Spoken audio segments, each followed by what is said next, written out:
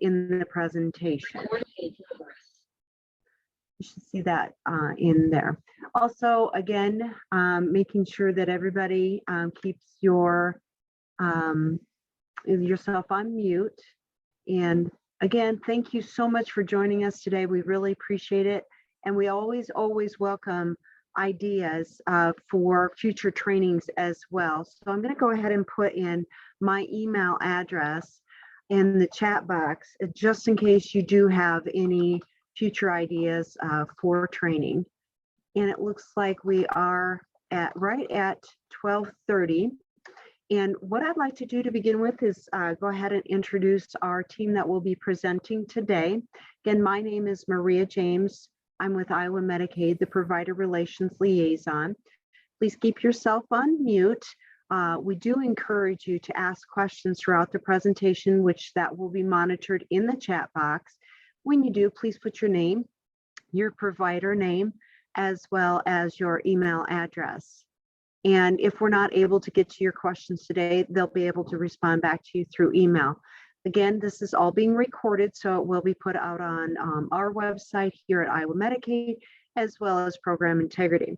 So I'd like to start by introducing the team here that will be doing the presenting. Kimberly Pearson is the director for Program Integrity. Hi, Kimberly. Can you hear me okay? Hi. All right. And then we do have Melissa Murray. She does the Audits and Investigations Manager. Good afternoon. Hi, Melissa. And then I don't know, is Stacy here today? Stacy Malone, she does the Exclusions and Sanctions Manager. Okay. And then finally, we do also have Dennis Garvey. He is the MCO Program Integrity Oversight. Dennis, are you with us today? I am having a little problem trying to get my camera working, but I'll be there in a second. No problem. Okay, Thank there, you. that work? We see you. Perfect. Great. All right. And then finally, Skylar Chop is the MCO Program Integrity Oversight Specialist. Hi, everyone. Hi, Skylar. Thank you so much, everyone, for joining us today. And I'll start off with Kimberly. Go ahead and turn to the next slide. And Kimberly, I'll let you slide right into this, but I do want to mention just very quickly our conversation about why you're doing the program to begin with, if that's okay. Yes, yes, today we are hoping to improve provider outcomes by providing you education and additional information and resources into program integrity and the work that we do. Perfect, thank you. All right, go ahead and go to the next slide, Mike. Thank you.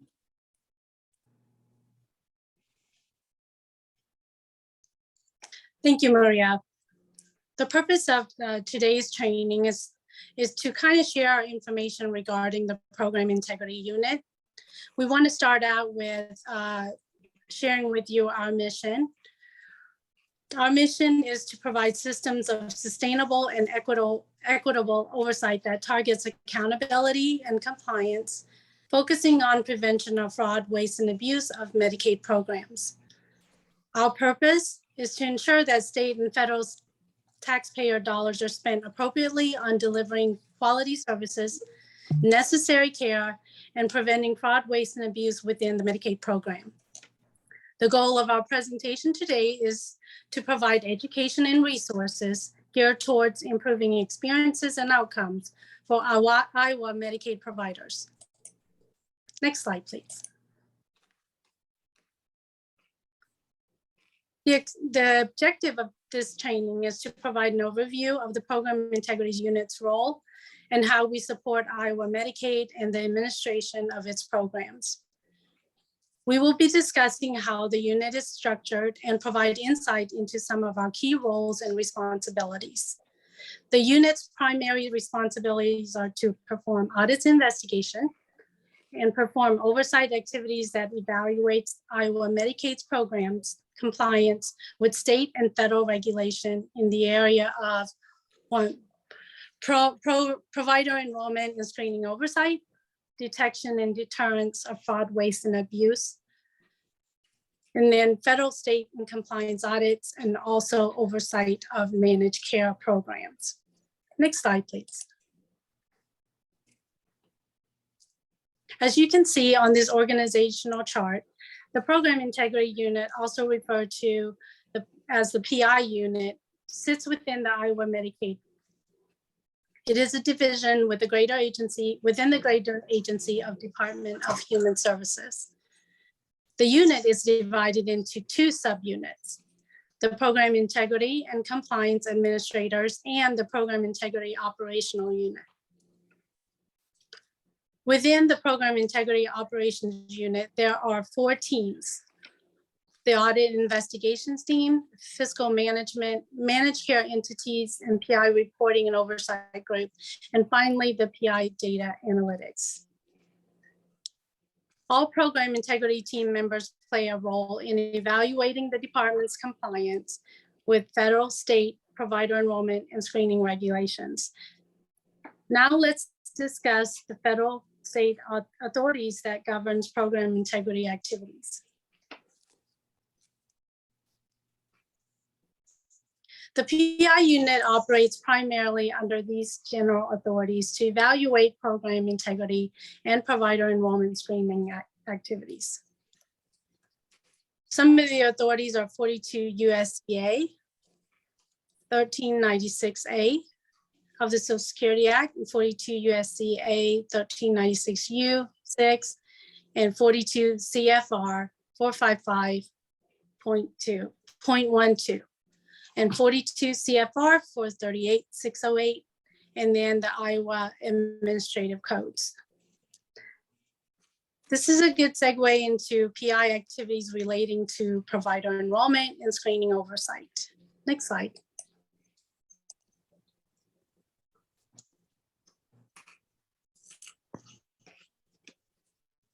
So in this section, we will be discussing the authority for oversight of provider enrollment and screening requirements. Next slide, please. As a standard, a provider's application is reviewed and screened by Provider Enrollment Services within Iowa Medicaid. If any program integrity related concerns arises, the application is then suspended for program integrity review. If the application is to provide home and community-based services and certification is required as part of the enrollment process, the application will also suspend for HCBS review and certification prior to the department executing an agreement with a provider. In addition, if the providers are billing for services provided to managed care members, providers may be credentialed by the health plan in order to bill for services. Managed care entities are required to ensure a provider is enrolled with Iowa Medicaid prior to approving the provider's credentialing application. So essentially, in order for a provider to receive payment for under a managed care payer, the provider also has to be enrolled with Iowa Medicaid. So under this enrollment provision, we must ensure that all providers for fee-for-service and managed care network providers billing for Medicaid reimbursable services are enrolled with the department. And then we also must ensure that Medicaid providers and fiscal agents disclose information on ownership and control. Next slide, please. As I mentioned earlier, a provider application may suspend for processing due to a referral for program integrity review reasons, including and not limited to the following: a negative result on a background check, such as prior history of arrest and convictions that may place Medicaid at risk for harm, adverse action taken by a licensing authority, any prior sanction imposed by Iowa Medicaid, such as failure to meet program requirements, or failure or conviction of fraud or founded abuse activities, for unresolved outstanding overpayments. Another critical piece of the enrollment process that may cause a delay and subsequent non-compliance with federal rule relating to ownership and disclosure requirements, which require ensure that Medicaid providers and fiscal agents disclose information on ownership and control. The following information is required: upon submission of enrollment application, upon executing the provider agreement, upon request of Medicaid agency during revalidation that is consistent with 42 CFR 455104. Later in this section, I will discuss issues that may cause delays in processing. Let's take a closer look at what information is required to be disclosed. Slide. So what information are required to be disclosed? Information such as name and address of any person, individual, or corporation with an ownership or control interest. If it's an individual enrolling, the date of birth and social security number and other tax ID numbers in case of a corporation with 5% or more interest. Next slide, please. This is a continuation of what information are required to be disclosed. Relationship of individual with ownership and control to another person with ownership and control interest of 5% or more. The name, address, date of birth, and social security number of any managing employee. Consequences when the provider fails to disclose their required ownership and control information. Failure to disclose required information places Iowa Medicaid and the provider at risk during a federal audit and potential recovery of improper payments. Next slide, please. So some of the risk is that the federal funding match is not available in payments made to the provider who failed to disclose ownership and control information. The department is prohibited from making payments to providers who fail to comply with enrollment requirements. Finally, let's look at how we can avoid delays in the processing of Medicaid application and improve program compliance. Next slide. So included in this slide, I provided tips for timely processing of enrollment application. But first, let's talk about some common issues causing delays in processing, such as incomplete application, licensing, negative background checks, adverse actions, and prior sanctions. Often, these issues may cause significant delays in processing of enrollment applications. However, there are ways to avoid these delays. This slide provides tips for timely processing of application, such as complete enrollment application in its entirety. If required certification for licensure, those are submitted and ensure that they're in good standing. Prompt responses to requests for additional information by provider services, prompt reporting of any changes to the application. Disclose all adverse actions, and then complete your ownership and control and disclosure information. Last but not least, communication is key. Following executing an agreement with Iowa Medicaid, it is the responsibility of the provider to ensure contact and correspondence information is correct and current. Iowa Code considers notices sent to the address of record with the department as proper notification of the department's action.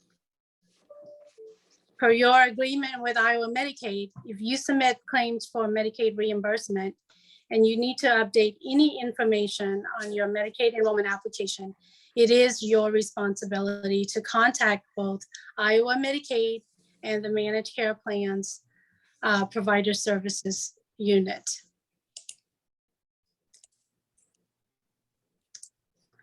In this section of the presentation, Dennis will present information on program integrity's role in the detection and deterrence of fraud, waste, and abuse activities.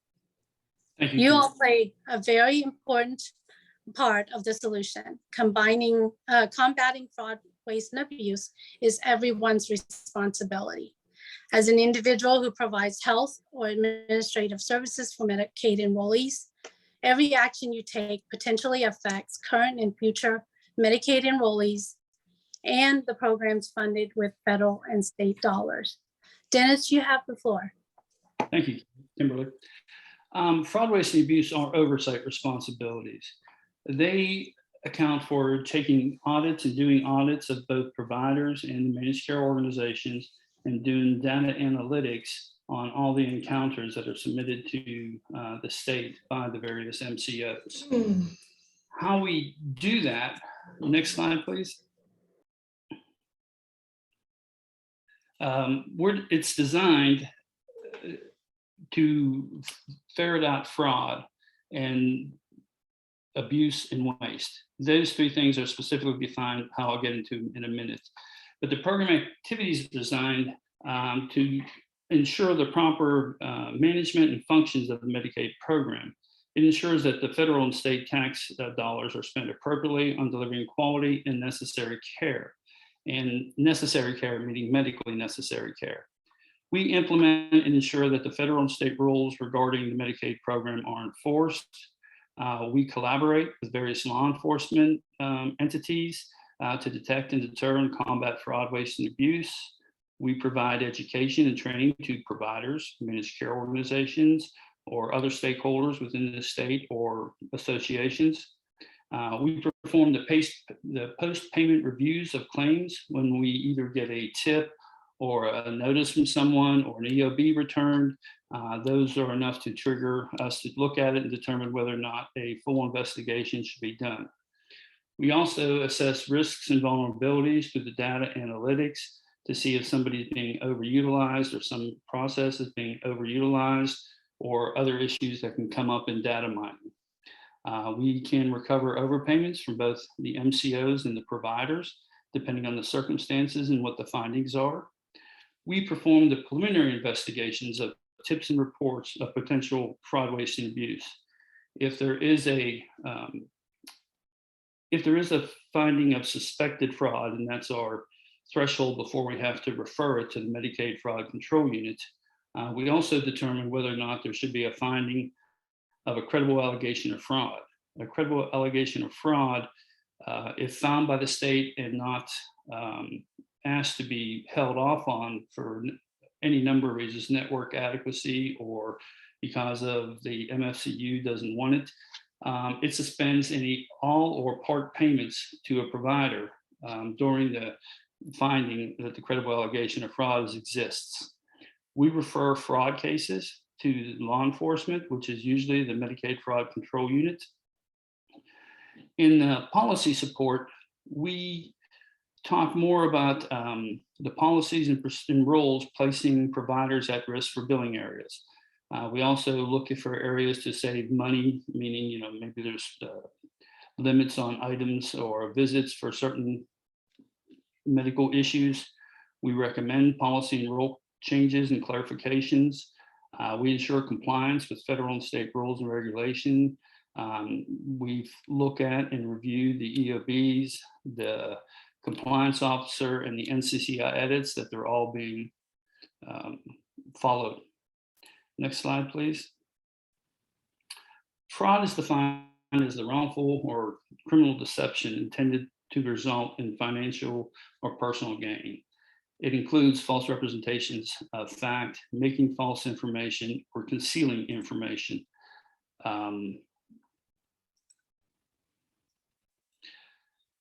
The examples, excuse me, lost my place.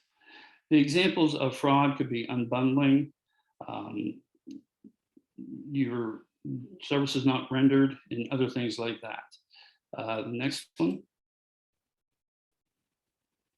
Sorry, my computer went blank. Waste is defined as the thoughtless or misspent misspending and mismanagement or abuse of resources that are a detriment to the Medicaid program. Next one. Abuse is defined as the excessive or improper use of a thing or to use something in a manner contrary to the natural or legal role for its use.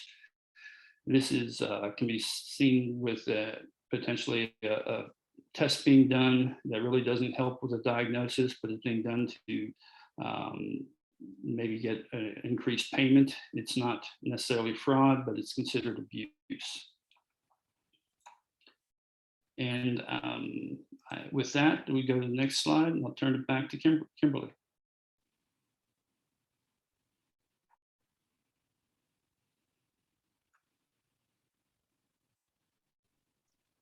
Thank you, Dennis. Okay, we'll move on to the next section of our presentation, which discusses our role in the federal compliance audits. The Program Integrity Unit is responsible to monitor the state's compliance with the various laws that govern the Medicaid program. The unit is responsible to ensure that programs implemented and safeguards are in place to detect, deter, and prevent risk of fraud, waste, and abuse of public funded programs. As stewards, we have many roles. We must ensure that policies, procedures, and rules are implemented and enforced. Members are receiving appropriate services and providers are reimbursed appropriately. We would need to make sure that we provide that services are provided and paid in a manner that it was intended and delivered in accordance with policy or rules.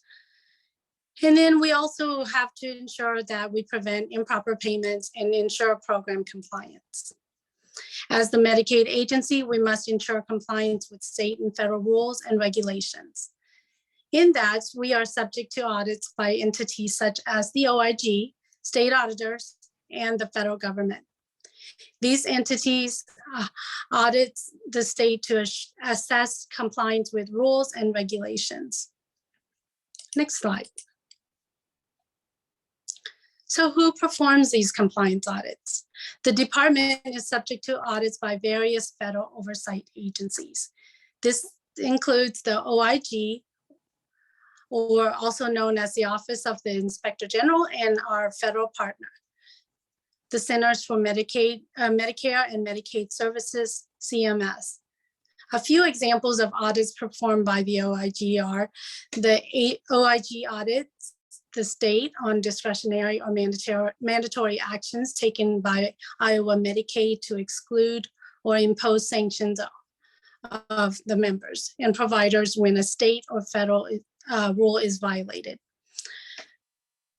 The OIG may audit Iowa Medicaid compliance with the federal regulation requiring states to conduct provider screening, ensuring that the provider is eligible to receive Medicaid reimbursement or reimbursement from other federally funded programs prior to approving their enrollment application. CMS, as the federal oversight agency, performs a variety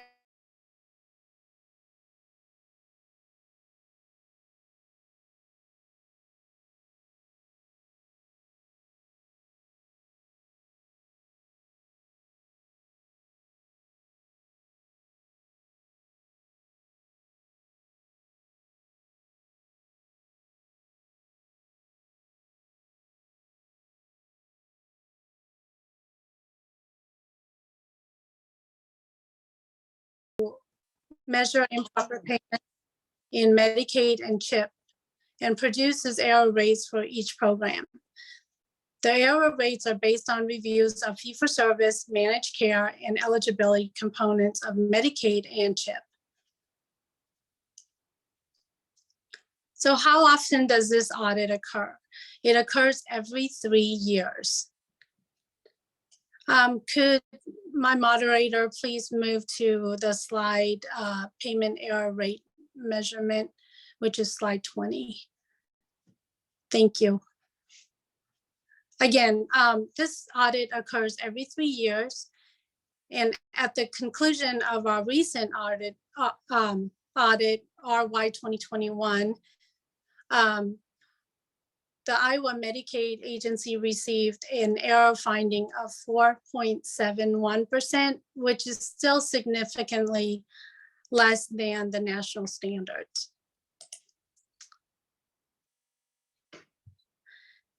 So how does Iowa compare to other Cycle 3 states? The error that Iowa Medicaid received is still within range that was found in similar Cycle 3 states. What was identified as the primary root cause of these errors? The root cause are typically related to no documentation submitted to support services billed. And another error that was identified is the enrollment and risk-based screening errors. CMS found these similar errors such as provider enrollment and screening in other Cycle 3 states as well. Next slide, please.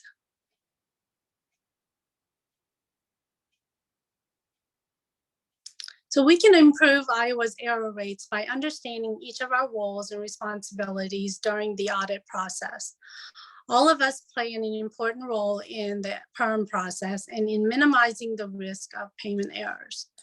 Iowa Medicaid's role is to provide audit information to CMS, establish system and network access to agency systems such as eligibility information, provider enrollment information, claims data, and policies and procedures. We're also responsible for conducting outreach to ensure provider contact information is correct and current. It is the responsibility of the provider to notify Iowa Medicaid when contact information needs updated.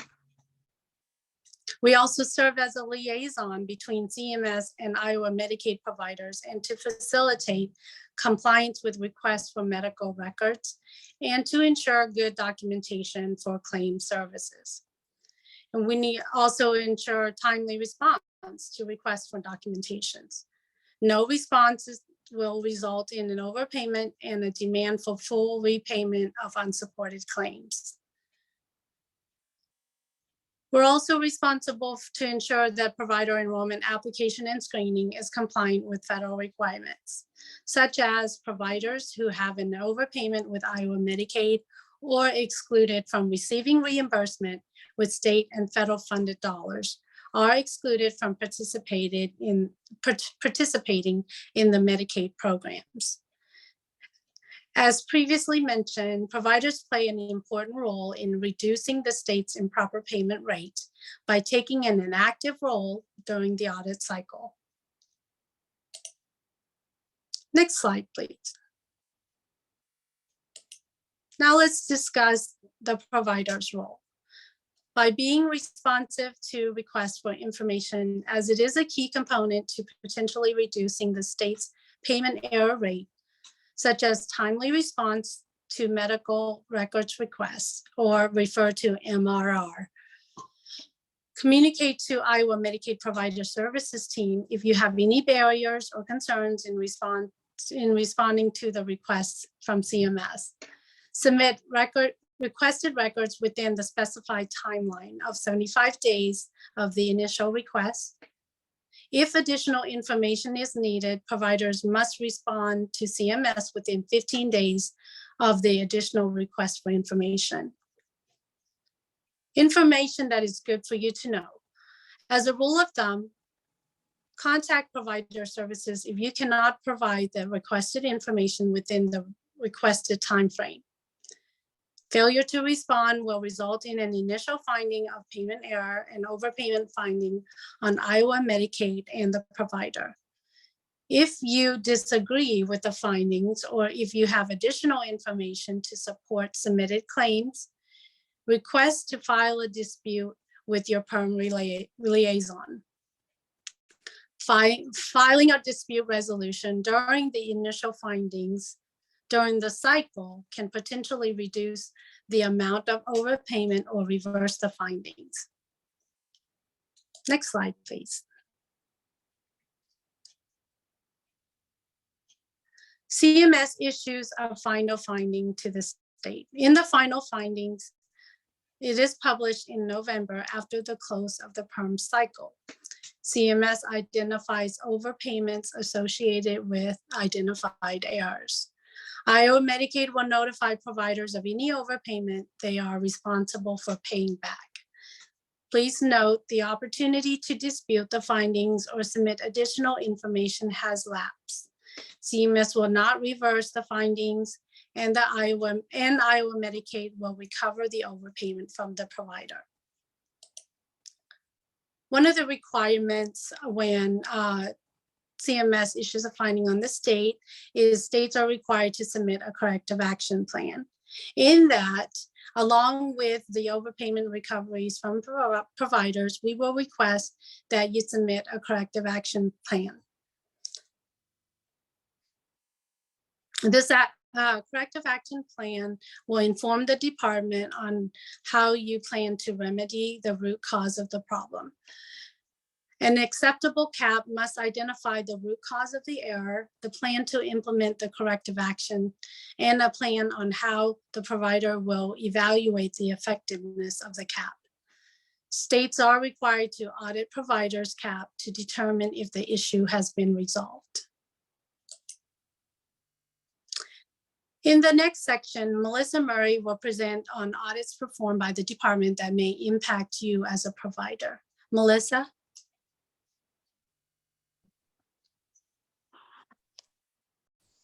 Thank you.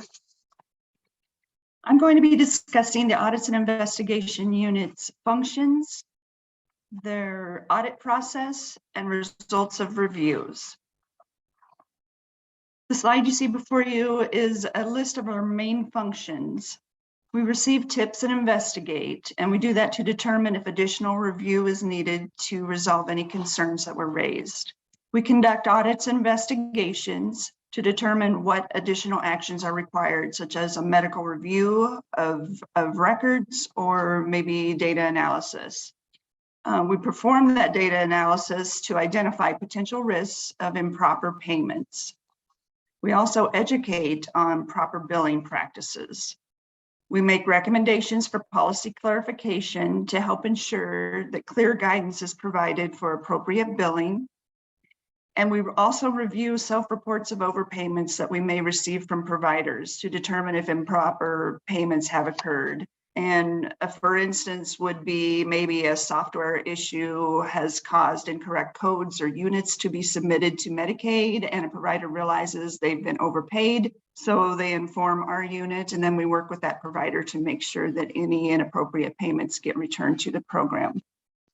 So in general, our purpose is to ensure proper payments have been made by the Medicaid program, and we'll work with the providers then to make sure that any identified overpayments do get returned. Next slide, please. Our audit process. Audits and investigations reviews can originate from external or internal tips. We perform data and analytics. The majority of our internal tips do originate from data studies. For example, if a provider's claims data shows a pattern of regularly billing a particular service code that's maybe rarely billed by their peers, we might think that we should review some medical records just to ensure that those claims are being billed appropriately. Correspondence plays a big part of our process. Our reviews, our process is a series of letters. And so it's really important that when you get a letter from us, you read that letter in its entirety, because it'll have instructions and needed action, or instructions on needed actions or next steps.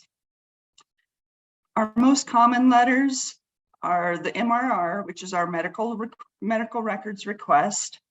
That letter is sent out when we need to, when we feel that it would be appropriate to review records to determine if claims have paid appropriately. It gives the providers 30 days from the date of that letter to respond. And this is one of the reasons why it's very important that providers make sure you have a correct or current address in your provider enrollment file. For example, your physical address versus where you need correspondence sent to, because our letters need to reach you timely in order for you to be able to respond timely, and we'll keep our process moving along. Written requests for time extensions to submit those medical records will be considered with reason. You may have somebody who is out on vacation. That's the only person that can pull that information. So you just need to let us know, and we're willing to work with you and come up with a solution that meets both our needs. If records are not received in whole or part as needed for a review, the services can be denied or paid at a lesser code if applicable. Iowa Administrative Code 441, Chapter 79.3 discusses the maintenance of the records by providers of service. Providers who bill Medicaid must maintain complete and legible records as required in this rule.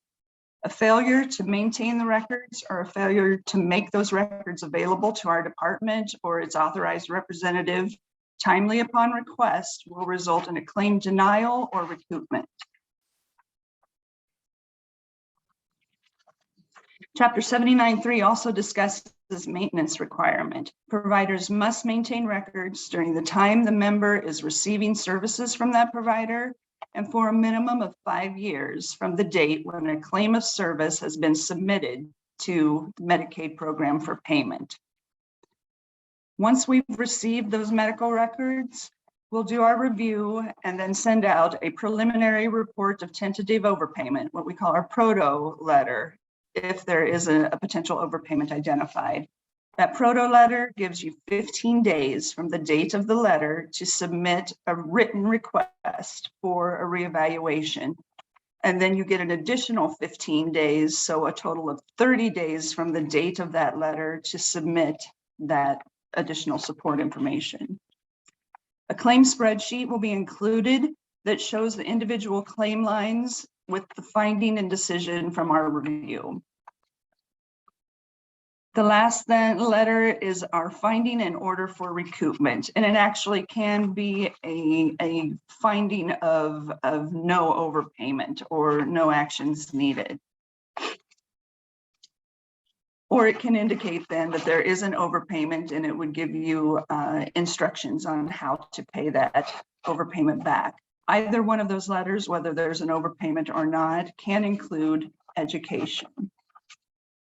Overpayments must be paid back within 30 days of the date of the letter via check or fee-for-service claims offset or a repayment plan if one has been approved.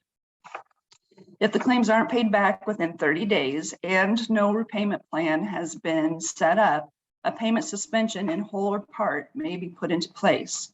If fee-for-service payments are to be offset, it's very important then that you make sure that you have fee-for-service payments that will be going out from the system that can cover that overpayment. Otherwise, it can be deemed outstanding.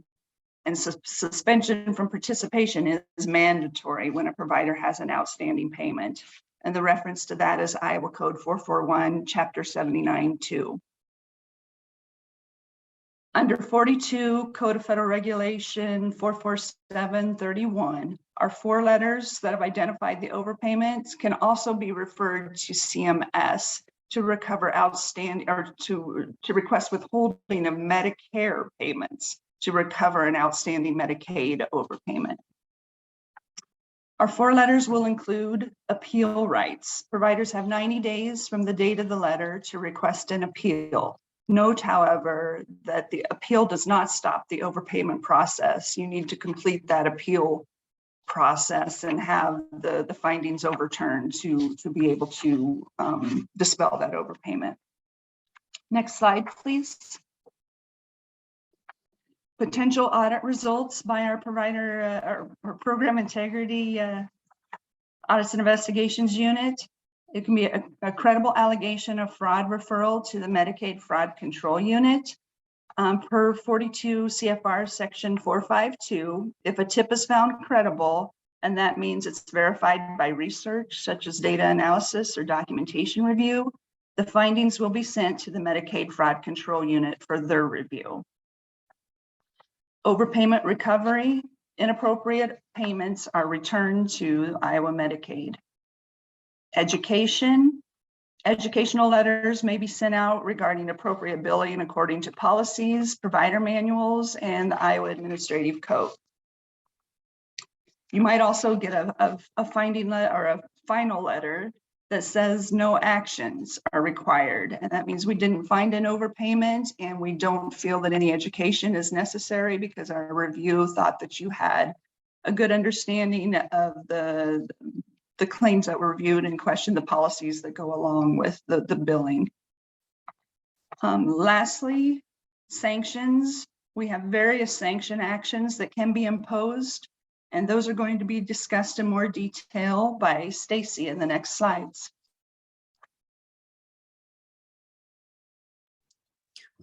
Well, actually, Melissa, I think I'm going to go ahead and discuss this section. Oh, thank you. In this section, I will share information about exclusion and sanctions authorities by Iowa Medicaid provider, by Iowa Medicaid. Next slide, please. Iowa Medicaid operates under different authorities, federal and state, to exclude a provider or sanction a provider. And in this section, we will be discussing this part.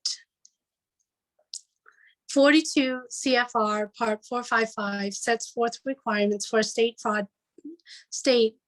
to detect fraud, waste and abuse, and conduct investigations. This regulation also requires states to establish procedures and processes for disclosure of information on ownership and control. Iowa Code 249A47, the law that governs the Medicaid program. Iowa Code 79.2, this section is specific to Program Integrity Authority. There are federal and state regulatory provisions that govern when exclusion and sanctions are mandatory. An example of when suspension or termination from participation is mandatory is when a person is suspended or terminated from participation in the Medicare program, another state's medical assistance program, or by any licensing body. Termination is mandatory upon entry of final judgment in Iowa District Court or Federal District Court of United States. Suspension is mandatory whenever a person or an affiliate of a person has an outstanding overpayment as defined by Iowa Code. A person who has failed to respond to a civil investigation demand or other subpoena in a timely manner as set forth by the governing law. When the rule is permissive in nature, the department has the authority to decide on whether to sanction a provider or other action as deemed necessary or in the best interest of the Medicaid agency. Next slide, please. The department may exclude or sanction a provider for a myriad of reasons, including and not limited to fraud conviction, Medicare revocation, OIG exclusion, another state sanction, Iowa Medicaid program violation, a licensing board's action, or outstanding overpayment over 60 days. Federal state regulation requires the department to provide an opportunity for providers to file an appeal when an adverse action is taken against a provider. Next slide, please. In the issuance of a sanction, the department may place a provider on different types of statuses, such as probation, payment suspension, and suspension from participation. However, if the provider is sanctioned for outstanding overpayment reasons, the preferable remedy is for the provider to return the overpayment to the department. In the event a provider does not cure their outstanding overpayment issue with the department, Iowa Medicaid will exercise its authority to sanction the provider from receiving payment for submitted claims and future claims, or to suspend participation of Medicaid programs.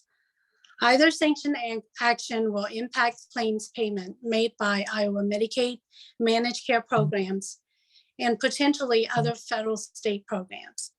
It is in the best interest of all parties that providers review their remittance advice or notices from Melissa's team to make sure that you don't have an overpayment and ensure there are claims to offset against or issue a payment directly to the payer to remedy the debt. The least favorable remedy for the department and provider is a termination of participation of Iowa Medicaid program, which may impact the provider's ability to participate in other federal state funded programs. Next slide, please. Providers excluded or sanctioned by Iowa Medicaid may be published in the federal and state registry. Federal regulation requires states to publish a sanction list that is made available to the public. That is how you get on to a state sanctions list, is when the department issues an exclusion sanction. 79.22 A through Y is the grounds for sanctions. These are reasons that the department can issue a sanction on a provider. The most utilized authorities are presenting false, intentionally misleading or fraudulent claims or charges in excess of usual and customary charges, engaging in a course of conduct or performing an act which is in violation of federal, state, or local rule and regulation, violating any provision of Iowa code, such as 249A, failing to meet licensing standards. You're excluded from Medicare or any other state or federal funded medical assistance program. An indictment or other institution of criminal charges, or failing to repay an overpayment. In order to, how would you get removed from the list? PI does not remove any provider once they are on the list, with the exception of providers who were put on the list for an overpayment. Once the overpayment has been remedied, the provider is removed from the list. All other providers will stay on the list. If a provider has fulfilled the sanction requirements, they will have an eligibility to reapply on the date shown on the list. This should let the provider know that they are no longer under suspension from payment or participation, but they will have to re-enroll with Iowa Medicaid. Next slide, please. The next two slides, we're going to talk about tips for avoiding sanctions. You want to ensure that contact information is correct and updated, comply with program requirements, to maintain communication with Iowa Medicaid throughout the audit process, seek clarification if program policy is not clear, remedy any outstanding overpayments. Next slide, please. In addition, if a negative action was taken against you by a licensing authority, disclose the event. If you identify an error in payments, self-disclose. If you suspect fraud, waste, and abuse, please report. And that information will be provided to you at the end of the presentation. And I believe Skylar will also cover that. So in that, I will turn it over to Skylar, who will present information on Iowa Medicaid's oversight of the managed care programs. This includes the dental and medical and their related program integrity activities. Skylar? Hi, everyone. As Kimmy mentioned, we do program integrity oversight at the MCO or dental plan level. So the MCOs are AmeriGroup and Iowa Total Care. The dental plans are Delta Dental and MCNA. Next slide, please. We have the responsibility to provide oversight, and we do that by reviewing tips and investigations, as well as recoveries, ensuring compliance and providing training, among many other things that we do. To start, we review the tips on a bi-monthly basis. So twice a month, we receive a tip log just to show the types of tips that are coming in. We review investigations in monthly reporting, as well as the recoveries. Those are also reviewed at monthly reporting. I'll get into that on the next slide. However, We ensure compliance with federal regulations. This is in the managed care plan contract, so we just make sure that they are performing these activities and really performing program integrity actions. We also provide training. This is mostly done on a biannual basis. So we do training at monthly meetings. If they have questions or need help with policies and procedures, we'll do that at the monthly meetings. We can do training ad hoc, but most of our training is really done on a biannual basis. We used to do it once, like have one day that we would get together. It was a 4-hour training session, and we would have different provider or presenters come up and discuss different topics. So in the past, we've done things like data analytics, any changes in reporting. And now we do that a little different. Now that everything has gone more virtual, we do it a training week versus a day. And we just have one presentation Monday, Tuesday, Wednesday, Thursday. And then on Friday, we all get together and discuss any outstanding questions that we have or talk about potential training topics for the next biannual training. Next slide, please. All right, so for oversight specifically, the program integrity unit is one comprehensive unit that we use to describe the Managed Care Bureau and the state. We make decisions based on the federal regulations, state regulations, and then program integrity kind of all comprehensively. That being said, we look at reporting. We have monthly reporting, which consists of investigation summaries. We have provider notices reviews, recoveries. We look at provider action. So if any prepayment reviews had been placed, that gets put on a spreadsheet and sent in to us.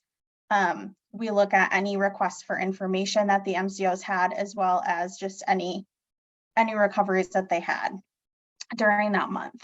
For quarterly reporting, it looks at any cost savings that they've had as a plan. It looks at the number of explanations of benefits that were sent, as well as any training that they had attended or education that they had provided out. So if you guys receive a newsletter or something and program integrity is on there, that gets put on the quarterly report as well. The last thing that we track on quarterly reporting is data algorithms. So any algorithms that are run during that quarter are placed on a spreadsheet and sent in to us.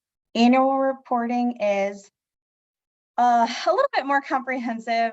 Each plan is to come up with a compliance plan that they send in to us. It's a document, and it has a lot of data points that they look into. So kind of their structure, what they plan on doing throughout the year, which goes hand in hand with their annual work plan. The annual work plan is a little bit different. It's a spreadsheet that goes through and shows the different number of EOBs they plan on sending out on a monthly basis. It talks about yearly training that they know about or that they're planning on conducting. It talks about any reviews that they have planned, just different things like that. A couple other reports that we have due on an annual basis are single case agreements, just to see what kind of cases our providers are using specifically for single cases versus becoming an in-network provider. We just kind of want to see what's going on in that situation, as well as member lock-in. So we track that as well, just to see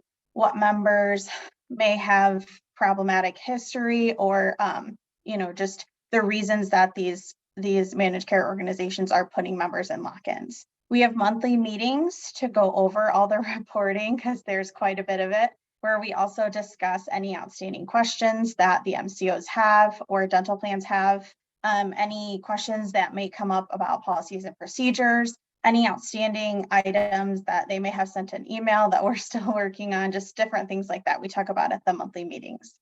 Additionally, we have annual audits that we perform.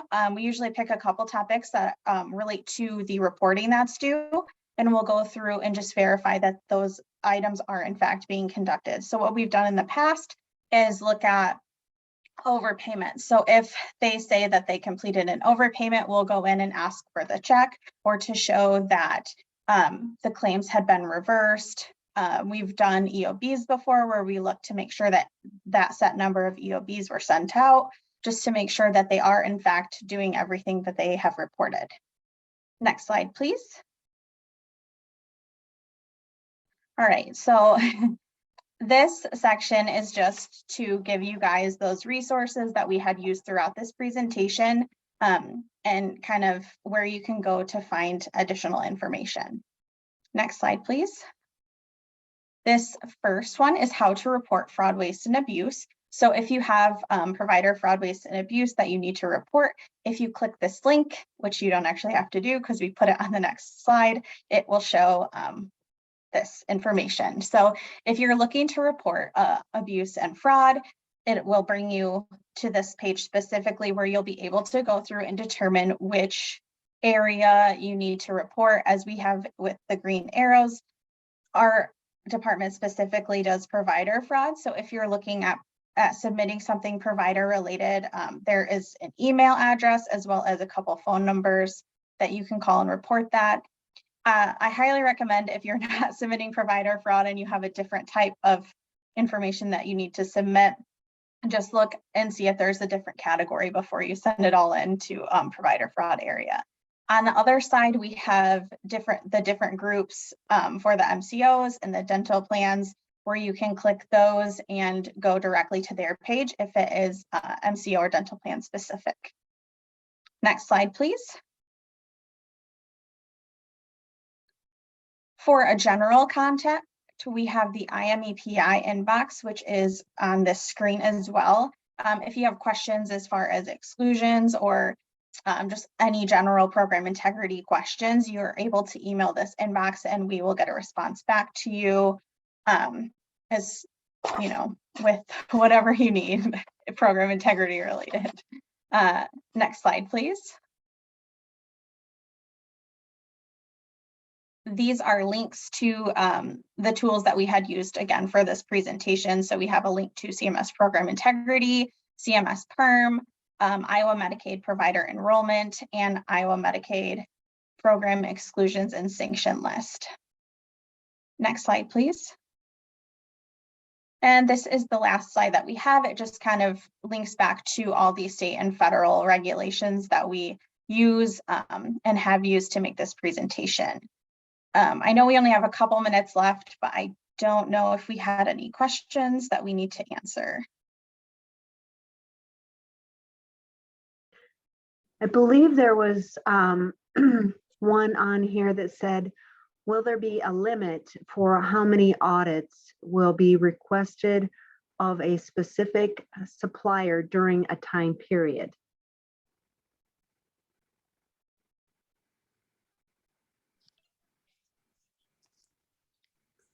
So I will take that question, just so that we clarify.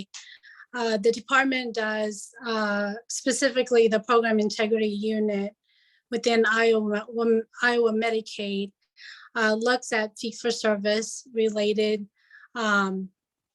funding and Medicaid recipients who are on fee-for-service, meaning they don't participate in the managed care programs. So you may receive audits, you know, from the department that if you serve fee-for-service members. But you may also receive audit requests from managed care entities if your member that you serve is with a managed care program. So the answer is no, there isn't a limit to it. However, the department, under the direction of the Medicaid director, is looking at ways to reduce and minimize some of that to reduce the burden on providers. And we'll have that question available. Looks like, would you be able to just go ahead and put that in the chat so that we can capture that as well? Just, you know, condense that a little bit. I appreciate that. So thank you, Kimberly. I appreciate that. It looks like Mike Kitzman has put in the presentation can be found on that link that is in your chat box. And then there is a question, has there been an announcement when the next PERM cycle for Iowa will occur? That was a very good question. There has not been an announcement. However, on a typical perm cycle, it will take 1 to 2 years to complete. There has been notification that that we will be having a kickoff for the next perm cycle, and that is upcoming this month. So we don't know exactly when the next cycle will commence yet. Jim, does that help answer your question? If you wanted to take yourself off mute to answer, you can. Yeah, that's exactly what I wanted to know. So thank you. Appreciate it. Thank you. And is there any other questions that we might have before we end? I appreciate you staying just a touch longer. Again, Kim, back to your question. Kim W., did that answer your question for the limit of how many audits will be requested?